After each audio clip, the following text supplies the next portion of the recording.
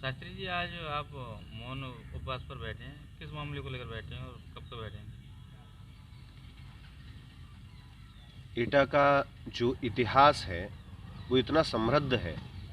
साहित्य में अमीर खुसरो से लेके संत तुलसी, बलवीर सिंह रंग, जब क्रांतिकारियों की बात आए तो महावीर सिंह राठौर जो विस्मिल और भगत सिंह के साथ इस देश की जंग आज़ादी में जिन्होंने अपना बलिदान दिया, इतनी समृद्ध जिस जनपद की परंपरा रही हो और जितनी इतनी उर्वरक जिस जनपद की मिट्टी हो, आज़ादी के 70 वर्षों के बाद हमने अपयश का एक बड़ा लंबा दौर झेला है। और इसका सबसे बड़ा यदि कोई कारण है, जिनके ऊपर सबसे ज़्यादा जिम्मेदारी थी, जिन लोगों ने हमारा प्रतिनिधित्व किया इन 70 वर्षों में, चाहे वो विधायक के रूप में या सांसद के रूप में या किसी और जनप्रतिनिधि के रूप में, उन्होंने इस जनपद को कोई नया आकार देने की कोशिश नहीं की।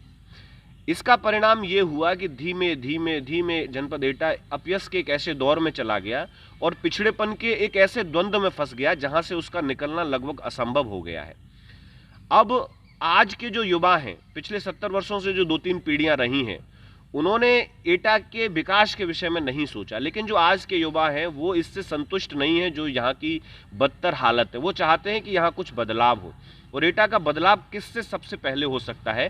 वो एटा कासगंज रेल विस्तार। आपको पता है कि डॉक्टर राजेंद्र प्रसाद ने, आज हम जिस रेलवे स्टेशन पर बैठे हैं, इसका उद्घाटन आज़ादी के तुरंत बाद किया था, लेकिन तब से ये बदस्तूर यहीं तक रुकी है। इसका न तो कोई किसी महानगर से कोई जोड़ा गया इस रेल विस्तार को, और न किसी नगर से जोड़ा गया।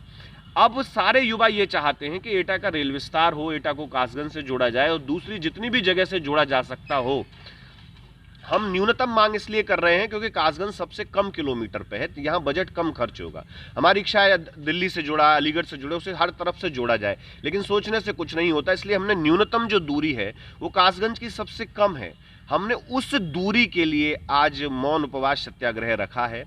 मीडिया के माध्यम से हम सरकार को ये बता देना चाहते हैं, यदि आज रेल बजट में एटा कासगंज रेल विस्तार को बजट नहीं दिया जाता तो अगले पूरे 1 वर्ष तक एटा रेल विस्तार के लिए आंदोलन जारी रहेगा। उसके कई चरण होंगे और उसमें सबसे महत्वपूर्ण चरण होगा जब 2022 में चुनाव और इलेक्शन होगा, तो उसमें पूरा जनपद कहेगा कि रेल नहीं तो वोट नहीं। हम इस कोशिश में रहेंगे कि 2022 में जब विधानसभा का चुनाव हो तो पूर्ण बहिष्कार हो। हम तब तक वोट नहीं देंगे जब तक एटा को रेल विस्तार न दिया जाए।